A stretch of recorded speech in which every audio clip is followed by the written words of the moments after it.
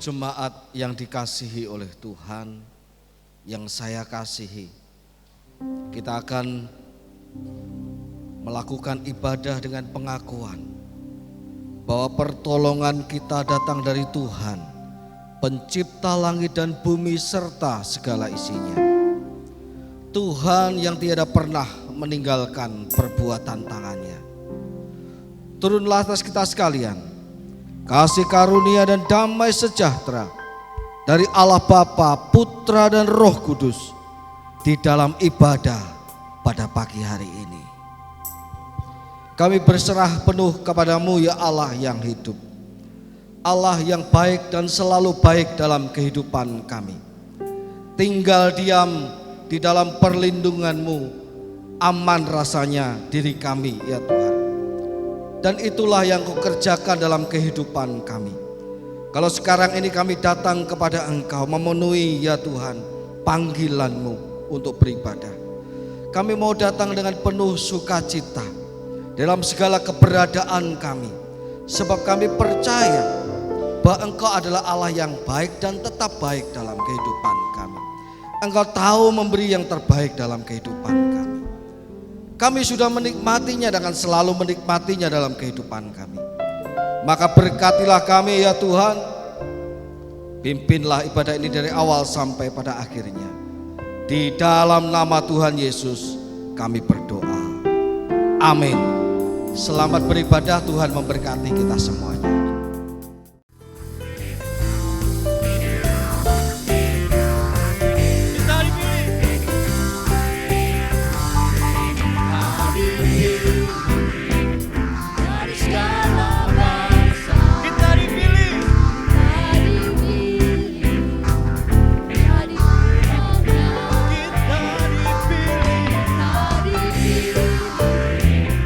Dan diuruskan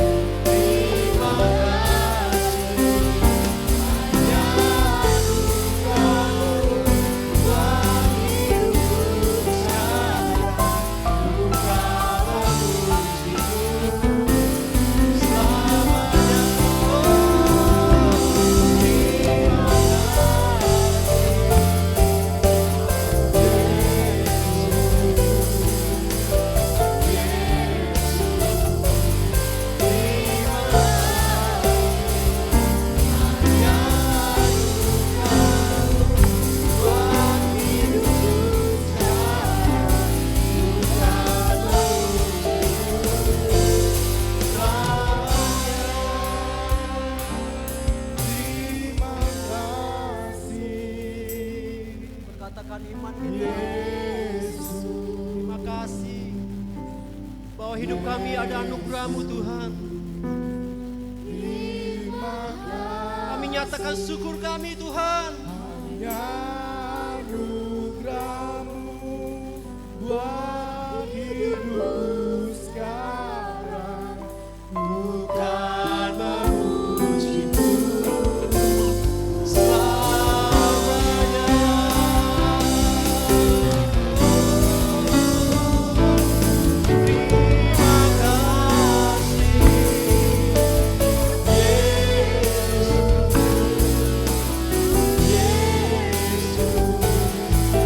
Terima kasih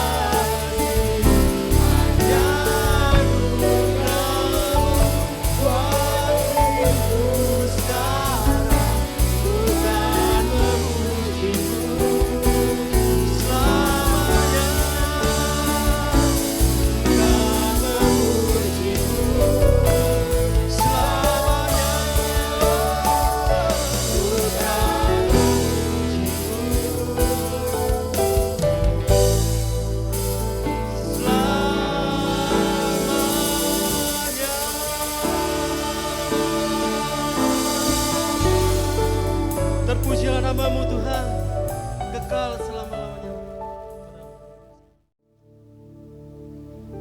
Terpujilah nama Engkau ya Allah kami. Engkau layak untuk kami beri puji-pujian dan sembah kami. Engkau layak untuk kami tinggikan. Dan hari ini ya Tuhan, kami bersama-sama dengan seluruh umat-Mu di sini boleh datang memuji menyembah Engkau, menikmati hadirat-Mu, dan saatnya kami mau mendengarkan firman-Mu. Mari berfirmanlah ya Tuhan, Roh Kudus memimpin kami semuanya, supaya kami memahami kehendak-Mu yang mendatangkan sukacita itu, bahkan menikmatinya lebih sukacita lagi di dalam tingkah laku kami sehari-hari yang sejalan dengan firman-Mu. Mari berfirmanlah Tuhan, kami siap mendengarnya. Di dalam nama Tuhan Yesus kami berdoa. Amin. Memasuki pekan Paskah, yaitu hari-hari selama seminggu ketika Yesus mau mulai masuk ke Yerusalem dan kemudian nanti akan berpuncak pada kematian dan kebangkitannya. Inilah pekan Paskah itu kita mulai hari ini, dan berkenaan dengan itu kita akan merenungkan firman Tuhan yang terambil dalam Injil Markus pasal 11 ayat 1 sampai 11. Injil Markus pasal 11 ayat 1 sampai ayat 11.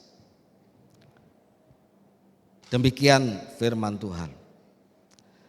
Ketika Yesus dan murid-muridnya telah dekat Yerusalem, dekat Betfage dan Betania yang terletak di Bukit Zaitun, Yesus menyuruh 2 orang muridnya dengan pesan, "Pergilah ke kampung yang di depanmu itu.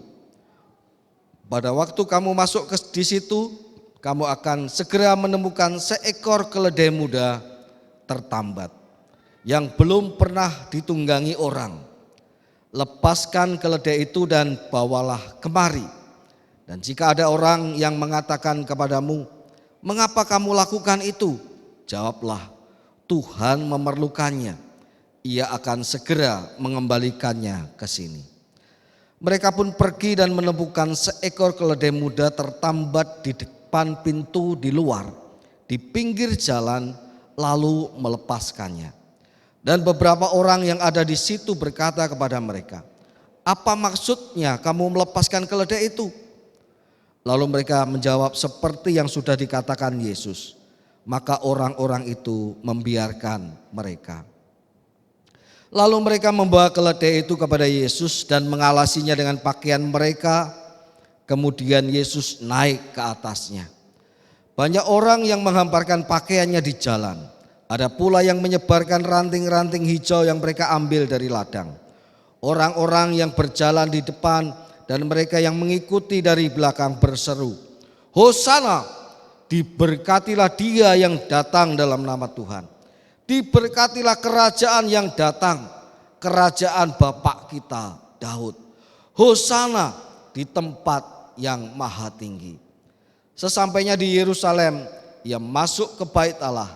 Di sana ia meninjau semuanya.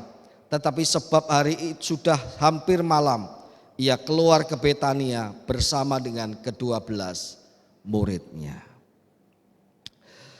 Bapak Ibu sekalian yang dikasihi oleh Tuhan, hampir setiap orang tidak menyukai yang namanya perubahan, Bapak Ibu. Karena perubahan berarti selalu menantang kita untuk beradaptasi kembali.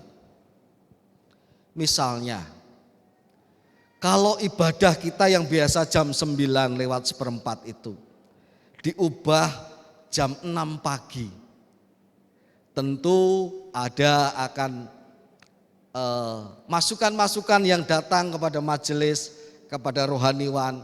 Kenapa mesti dirubah? Kan sudah biasa enak ibadah jam 9, tidak terlalu pagi dan juga tidak terlalu siang. Paslah untuk kita, apalagi biasa kita tidur malam. Sulit untuk bangun pagi dan banyak hal yang lain.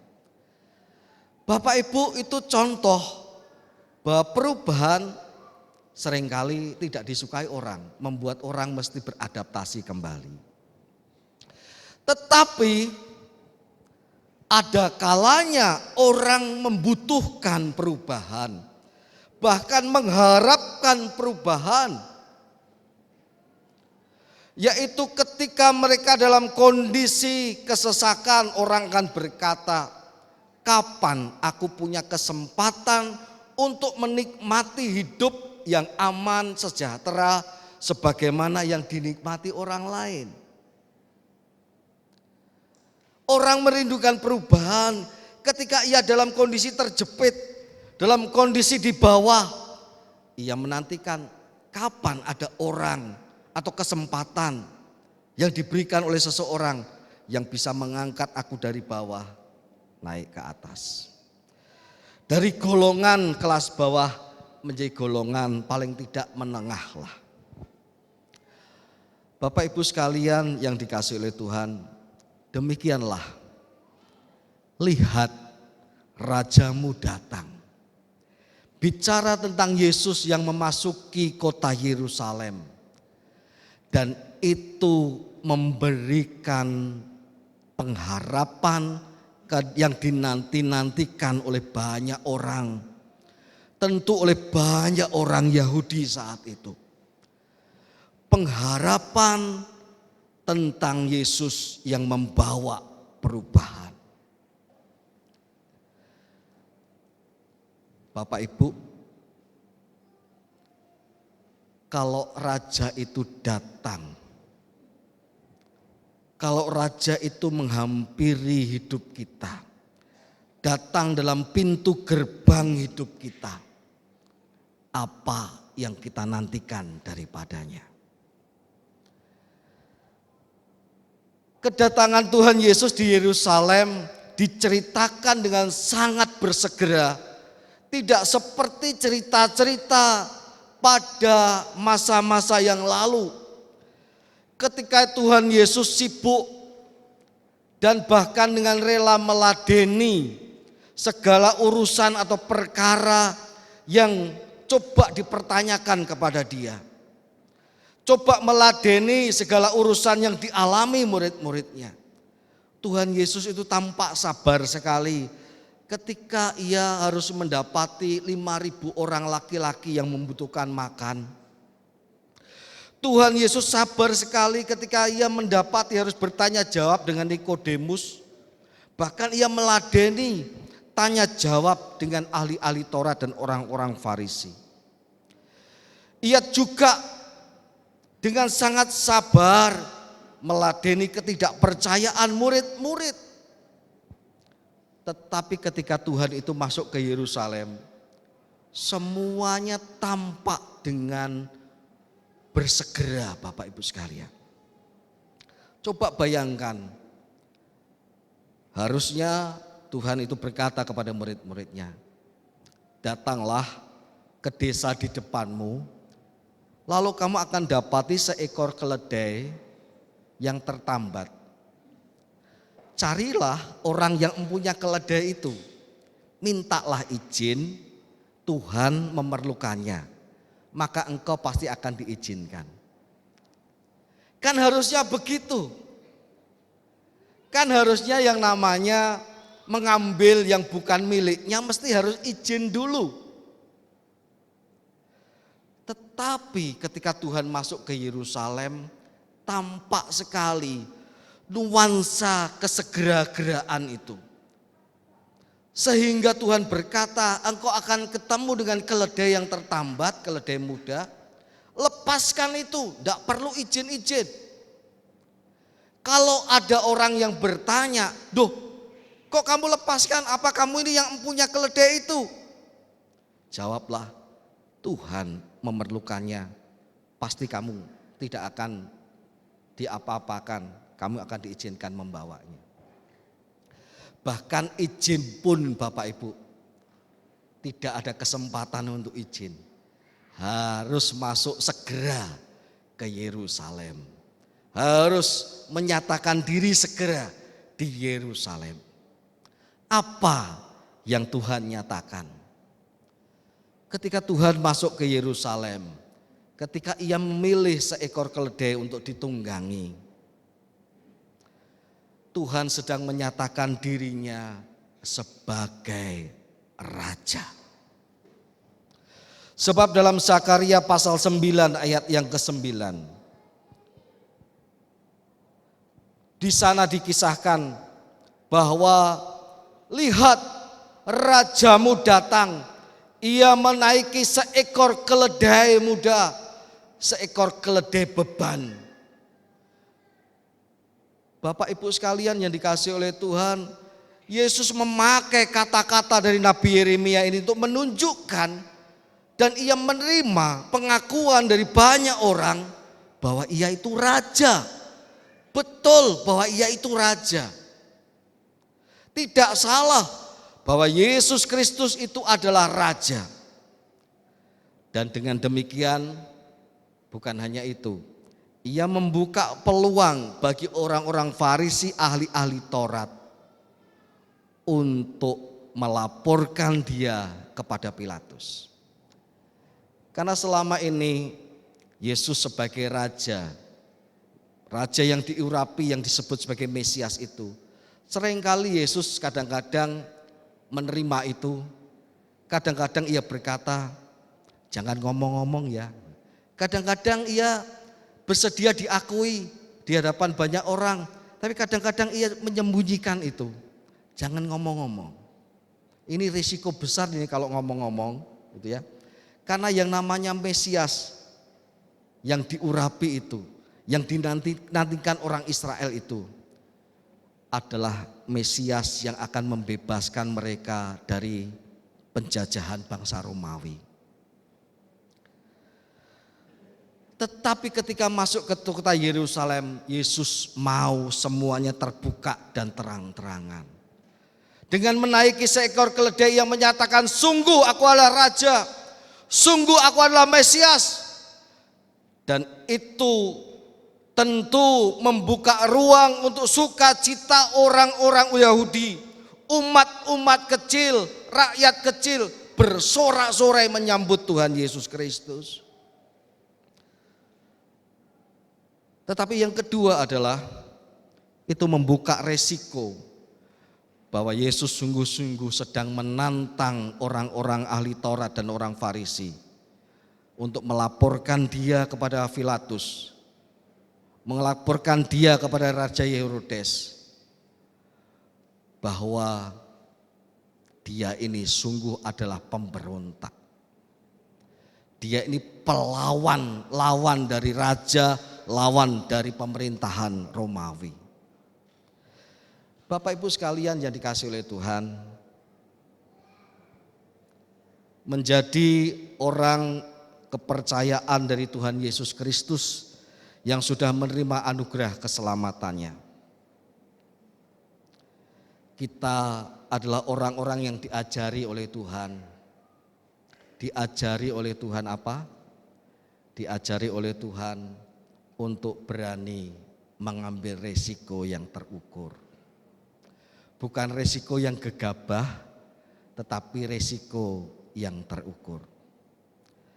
Kalau resiko itu yang kita ambil, resiko untuk kemuliaan Tuhan, kita mau ambil itu. Yesus Kristus bukanlah Tuhan yang menghindari mencari aman, lalu tidak suka dengan segala sesuatu yang menantang. Kalau memang itu adalah yang harus diambil dalam ketaatannya kepada Tuhan, Yesus melakukannya. Saya pikir tidak ada gereja Tuhan itu yang punya cita-cita untuk menupuk kekayaan, tidak ada.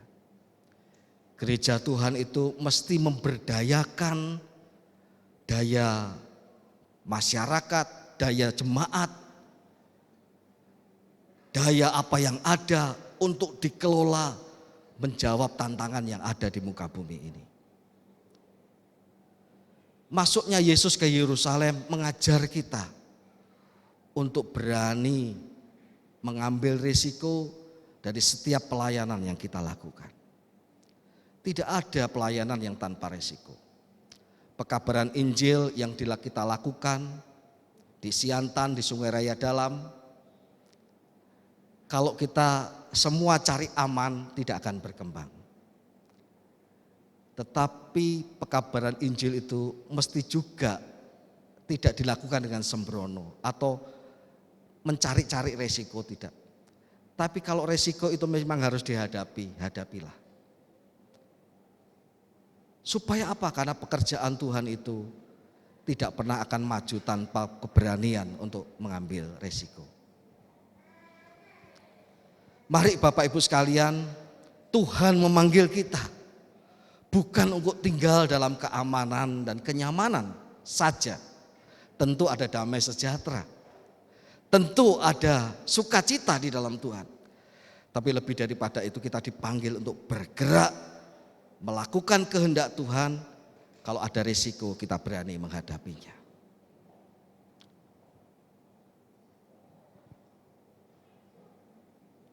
Dan Tuhan mau melalui minggu yang masuk ke dalam Yerusalem itu menjadi pelajaran buat kita.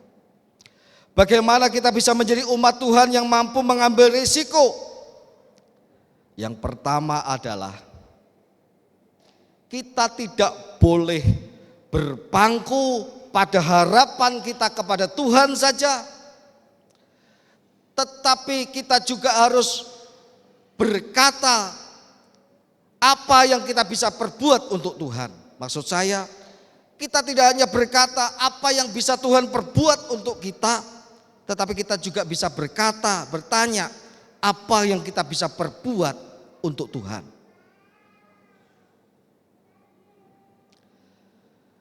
Yesus memang masuk sebagai raja. Ia menerima sorak-sorai jemaat, sorak-sorai umat Tuhan.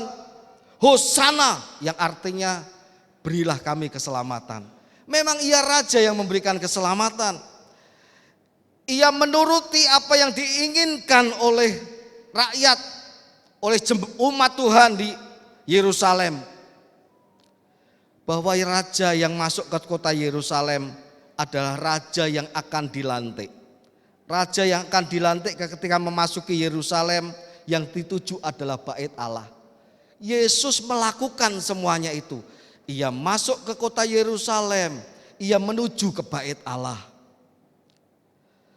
Yesus masuk ke Yerusalem, ia terima sorak-sorai dari umat Yahudi saat itu. Hosana, diberkatilah dia, diberkatilah kerajaan yang akan datang. Umat Israel, umat Yahudi saat itu sedang berharap apa yang bisa dilakukan Kristus Yesus itu kepada kami. Bukankah harapan itu adalah ini raja datang untuk memenuhi harapanku. Ini raja datang untuk membebaskan aku. Ini raja datang akan menyatakan dirinya untuk menyenangkan hatiku, memuaskan hatiku. Tetapi Yesus Kristus itu masuk ke Yerusalem dengan menunggang seekor keledai muda. Ia masuk ke bait Allah. Tetapi di bait Allah dikatakan sangat kontras dengan apa yang diharapkan oleh orang-orang Yahudi saat itu. Sangat kontras dengan sorak-sorai di luar sana. Hosana, hosana. Tetapi begitu ia masuk ke bait Allah, sepi. Harusnya di bait Allah itu Mesias yang diurapi itu menyatakan dirinya, aku Mesias yang diurapi. Saat ini aku akan memimpin rakyat untuk menghancurkan kekaisaran Romawi. Maka Yesus akan segera disorai, hidup Yesus, hidup Yesus, bilang gitu ya. Bukan lagi hosana saja, tapi hidup, siap dukung Yesus, siap. Siap berperang, siap. Kemenangan di tangan kita. Tetapi ayat 11 dicatakan, sesampainya di Yerusalem, ia masuk ke bait Allah. Di sana ia meninjau semuanya. Di bait Allah itu Yesus hanya meninjau, hanya keliling-keliling. Lama-lama sorak-sorai di luar, hosana, hosana, mereka sedang menanti Yesus tampil ke depan dan menyatakan diri sebagai Mesias, tapi tidak terjadi. Yesus mengecewakan banyak orang, Bapak Ibu sekalian. Yesus membuat tanda yang sudah nyata itu, bahwa pembebasan akan segera terjadi itu, menjadi harap-harap cemas lagi. Benar enggak ya Yesus itu mau membebaskan kita dari penjajahan Romawi? Kok dia tidak tampil-tampil? Kok dia masuk ke bait Allah hanya muter-muter di bait Allah? Kok enggak ngomong? Kok enggak mendeklarasikan dirinya? Padahal kalau dia deklarasi kita siap loh dukung. Bapak Ibu sekalian yang dikasihi oleh Tuhan. Ada banyak sebagian orang di Indonesia ini kan sudah menanti-nantikan deklarasi seseorang ya.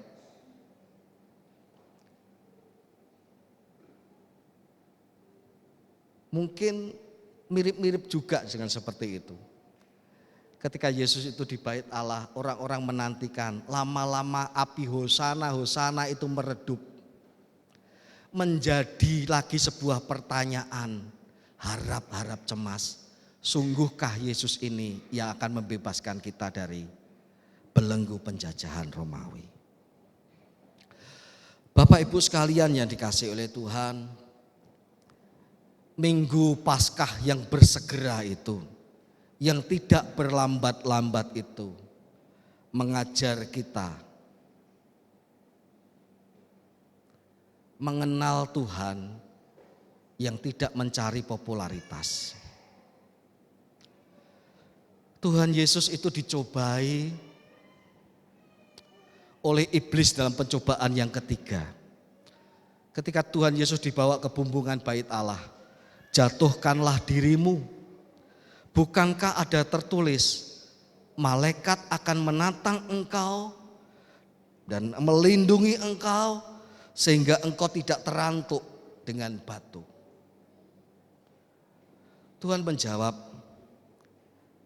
enyahlah iblis, sebab ada tertulis, jangan engkau mencobai Tuhan Allahmu. Kalau Tuhan Yesus mau menuruti kemauan iblis, ia bisa menjadi orang yang populer saat itu juga Bapak Ibu. Orang akan takjub bahwa orang melompat dari bumbungan bait suci, tetapi kemudian ia melompat dan tidak terjatuh, tapi mungkin seperti permadani. Siut, siut, siut, siut, siut, plek.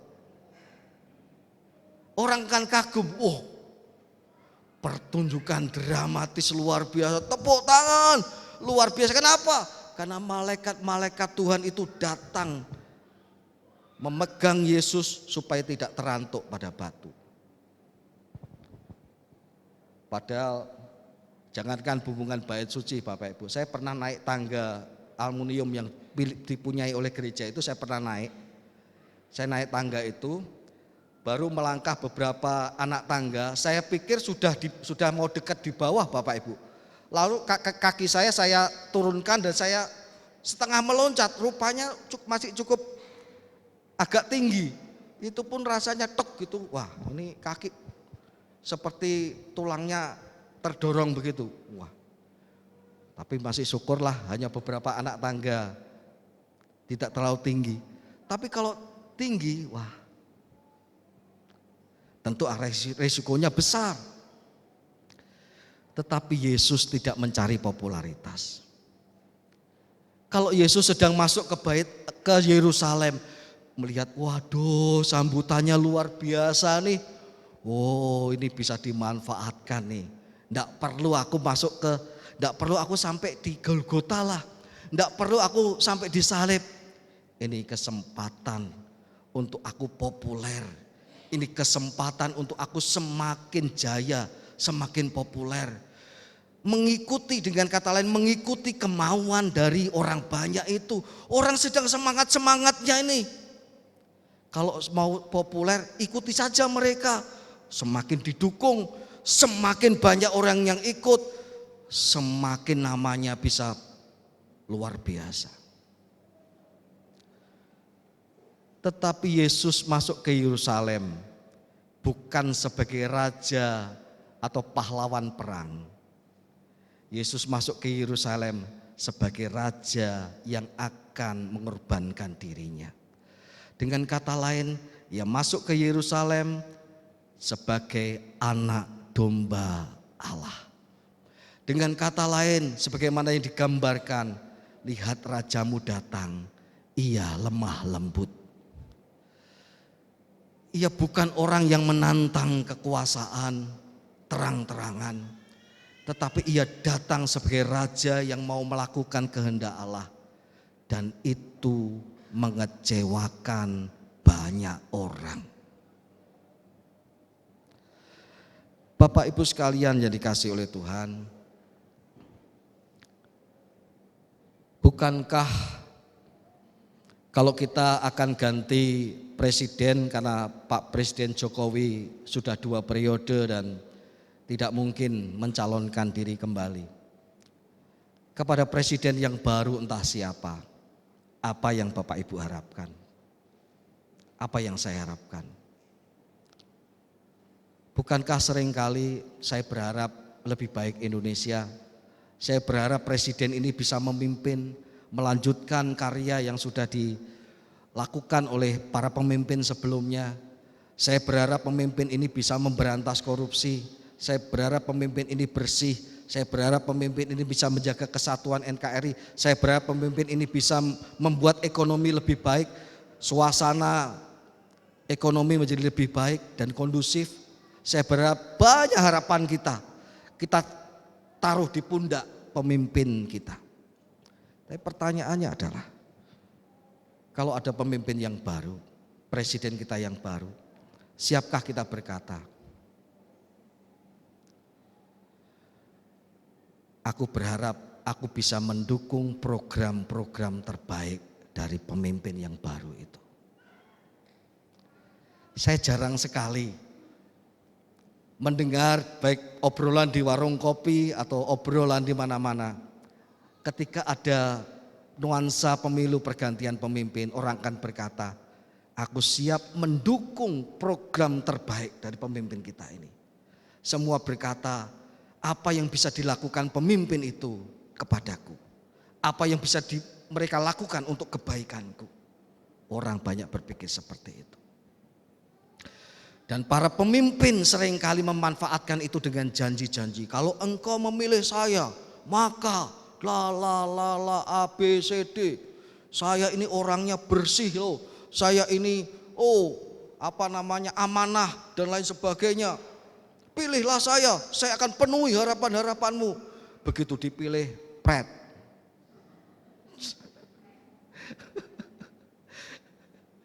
Tetapi Yesus itu siap mengecewakan harapan orang. Kenapa? Karena dia taat pada kehendak Bapaknya. Rakyat menghendaki dia ke kanan, tapi kehendak Bapa menuntut dia ke kiri. Dia lebih baik mengecewakan harapan orang banyak dibandingkan dia harus mengecewakan kehendak Bapaknya di surga. Bapak Ibu, iman pada Yesus Kristus yang menderita adalah iman yang menuntut kita untuk berkata, bukan kehendakku, tetapi kehendakmu. Iman pada Yesus Kristus yang menuju jalan penderitaan, mati, disalib dan dibangkitkan menuntut kita untuk berkata,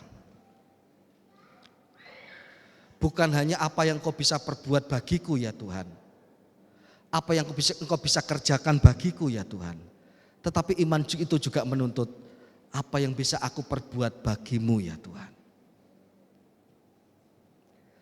Bapak Ibu sekalian yang dikasihi oleh Tuhan, artinya Tuhan memang memenuhi harapan-harapan kita. Tetapi ada kalanya Tuhan itu tidak memenuhi harapan-harapan kita. Bukankah Allah juga yang menyetop harapan Musa untuk masuk ke tanah perjanjian dengan berkata, engkau akan melihat dari kejauhan, tetapi engkau tidak akan masuk ke tanah perjanjian itu. Padahal Musa berharap masuk ke tanah perjanjian.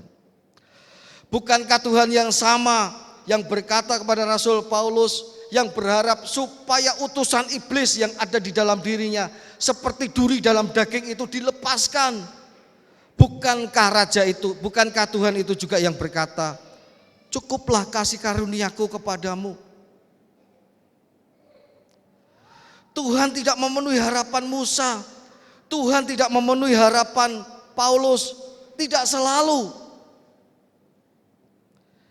Tetapi ketika Tuhan menolak harapan Musa dan harapan Paulus, Ia menyediakan sesuatu yang lebih besar dari sekedar memenuhi harapan itu.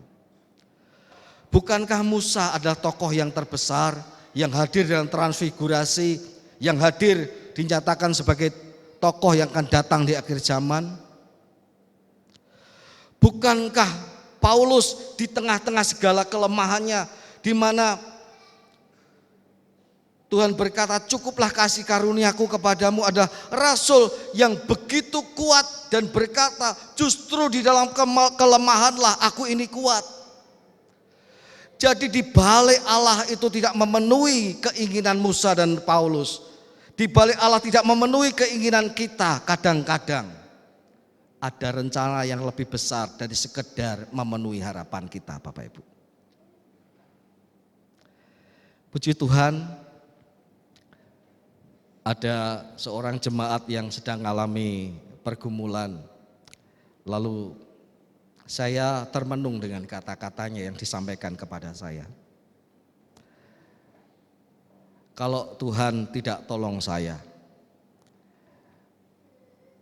pasti Pak, Tuhan punya maksud baik dalam kehidupan saya. Saya mendengarkan kata-kata beliau itu terus terngiang ketika kata-kata itu pertama kali diucapkan sampai saya dalam perjalanan pulang dari rumah beliau kembali ke pastori. Kalau Tuhan tidak tolong saya Pak, Tuhan pasti punya rencana yang lebih baik dari apa yang saya minta. Wow, saya merayakan iman yang seperti ini. Karena Allah adalah Allah yang berdaulat, adalah Allah yang tidak mencari popularitas, tetapi Allah yang mengajak kita untuk menjadi orang-orang yang mau melihat sisi positif dari apa yang kita harapkan dan dikabulkan oleh Allah, tetapi juga melihat dari sisi positif apa yang kita harapkan tetapi tidak dikabulkan oleh Allah. Bukankah Yesus Kristus itu yang menolak untuk populer di hadapan orang banyak? adalah Yesus Kristus yang kemudian menjadi berkat bagi seluruh isi dunia ini. Apa jadinya kalau Yesus Kristus itu mengikuti popularitas, undangan popularitas dari umat Tuhan yang banyak itu. Hanya sebatas jadi penguasa Israel saja dia. Tetapi ketika ia taat kepada Allah dan ia mengabaikan popularitas yang dituntut, yang sedang terbuka di depan matanya untuk ketaatannya kepada Allah, ia menang atas seluruh dunia ini, di mana kuasa iblis ditaklukkan, kuasa dosa ditaklukkan. Ia menjadi juru selamat seisi dunia ini. Oleh sebab itu dalam Wahyu pasal 5 ayat 5 dikatakan, dia itu adalah singa dari Yehuda. Apakah Yesus itu belum menjadi singa dari Yehuda ketika ia masuk ke Yerusalem? Ia adalah singa dari Yehuda sejak dari awalnya. Tetapi ia lebih memilih tidak tampil sebagai singa dari Yehuda. Supaya apa? Supaya kehendak Allah dinyatakan dalam hidupnya. Dan kemudian kemuliaan Allah diperbesar dalam hidupnya. Ia layak kemudian disebut sebagai singa dari Yehuda. Yang telah menang melawan dosa, telah menang menghadapi maut, telah menang memberikan keselamatan pada setiap orang yang percaya kepadanya. Bapak Ibu sekalian yang dikasihi oleh Tuhan, apakah harapan kita kepada Tuhan? Terus simpan harapan itu Bapak Ibu kepada Tuhan. Terus harapkan itu yang terbaik terjadi di dalam hidup Bapak Ibu, dalam hidup keluarga Bapak Ibu. Demikian pun doa saya. Semoga harapan-harapan Bapak Ibu sekalian didengar dan dikabulkan oleh Tuhan. Tetapi melalui mimbar ini, dalam firman Tuhan pada hari ini, saya ingin mengajak Bapak Ibu juga menambahkan dari harapan itu. Tuhan Yesus sedang mengajak kita untuk berpengharapan. Apa yang aku bisa lakukan untukmu ya Tuhan? Apa yang bisa aku kerjakan untukmu ya Tuhan? Apa yang bisa aku perbuat untukmu ya Tuhan? Tuhan mengajak kita untuk berbuat kepadanya. Bukan saja apa yang terbaik Engkau berikan untukku ya Tuhan, tetapi apa yang terbaik yang bisa aku berikan untukmu ya Tuhan.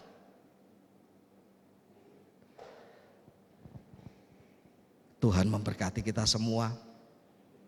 Jadi anak Tuhan yang terus kuat beriman, sukacita dalam mengiring Tuhan, dalam segala pengharapan, tidak pernah sia-sia. Keputusan dan kehendak Tuhan pasti yang terbaik dalam kehidupan kita. Tuhan memberkati kita semua.